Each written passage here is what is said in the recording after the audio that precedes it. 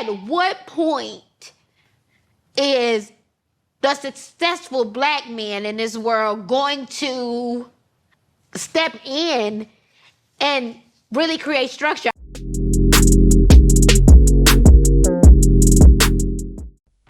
Welcome back to Ladies' Room Uncut, where we say the quiet part out loud and leave the sugarcoating to someone else.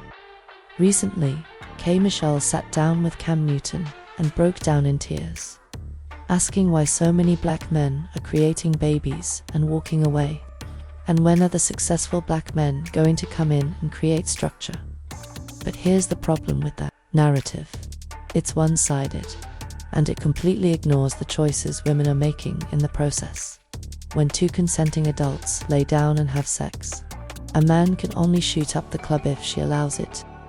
Women keep demanding power and control, but what they've failed to realize is they've always held the power when it comes to sex. They hold the key.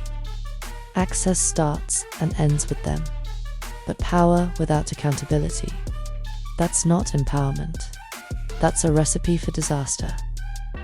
But among all that, we can't leave out the aspect of money. Can we be honest about what women are dealing with? Yeah. Women are making more money than me. If you're gonna bring me hell and I can pay my own bills, it's not worth it.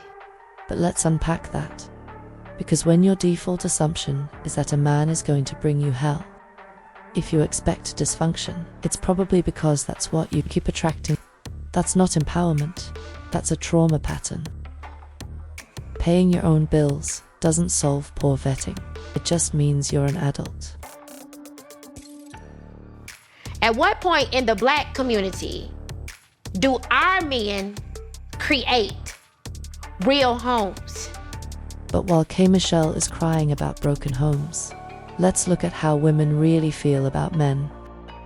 Why do we all feel like we have to have a man? Sis, you do not need a man. If you want a man, that's different, but you do not need one. You don't need that man in your life. You want him, but he is not a need. Girl, when you get so attached to the idea of being in a relationship with a certain somebody, you give them entirely too much importance and power over your state of being.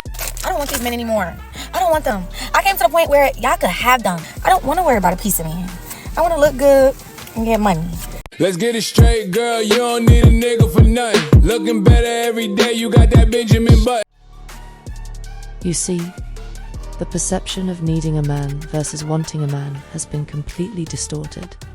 A woman with a certain level of emotional intelligence actually requires real connection, leadership, love, and partnership. Nowadays, needing a man means needing his resources. What restaurant can he afford? What bill can he pitch in on? Or what passport-worthy trip can he book at some all-inclusive resort? That's what it's come down to. The problem is we don't have enough women disrespecting men. We don't have enough women humbling these men and putting them in their place. We need to start making these men feel worthless. Because they are, okay? Call him a bitch. Disrespect him. Put him down. Make him feel bad about himself. Like, what's going on here? A woman proudly telling other women to humble men, call them out their name, to make them feel small, as if that's some sort of empowerment. Let's call it what it is. Toxicity served cold. We can't keep blaming men for walking away while actively pushing them out. We can't destroy the foundation, then cry about the collapse. Women today have more freedom, more opportunity, more control, and somehow less peace, less connection, and less accountability. To answer the question, most successful men aren't running around trying to clean up toxic situations. They're not avoiding responsibility. They're avoiding dysfunction.